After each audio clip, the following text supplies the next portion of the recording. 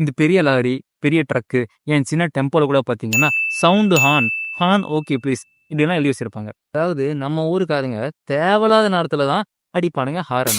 அப்படி இருக்கிறப்ப, இவனுங்க வாலண்டியரா எழுதி வச்சிருக்கானுங்கன்னு நான் யோசிச்சேன். ஸோ ஆக்சுவலி அது என்னன்னா, பிரைமரி ரீசன் என்னன்னு பார்த்தீங்கன்னா, இந்த வேர்ல்டு வார் 2 அதுக்கு முன்ன.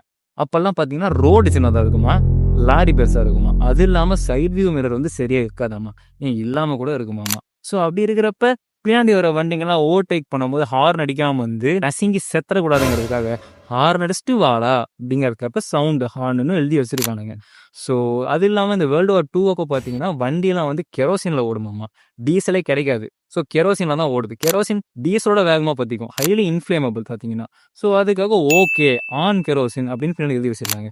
அது கால போக்கில் பார்த்தீங்கன்னா ஹான் ஓகே ப்ளீஸ் அப்படின்னு மாறிடுச்சு. ஸோ இதுதான் இது. ஆனா இன்னமும் ஏன்டா அதெல்லாம் ஃபாலோ பண்றான்னு கேட்டீங்கன்னா, இப்ப நம்ம முன்னாடி வண்டியில பார்த்தீங்கன்னா, அங்காளம்மன் துணை, மெய் அழகன் துணை, அந்த துணை, இந்த துணை எழுதுறாங்க பார்த்தீங்களா? அதே மாரி பின்னாடி ஒரு சவுண்ட் ஹார்ன் எழுதி விட்டுறாங்க. அவ்வளோதான். ஸோ அப்ப ஃபாலோ பண்ணத இன்னமும் ஃபாலோ பண்றாங்க. ஸோ நெறைய விஷயம் நம்ம அப்படிதான் பண்ணிட்டு இருக்கோம். எதுக்குன்னே தெரியாம அது மாரி தான். ஸோ அது வரைக்கும் அடுத்த வீடியோல பார்ப்போம்.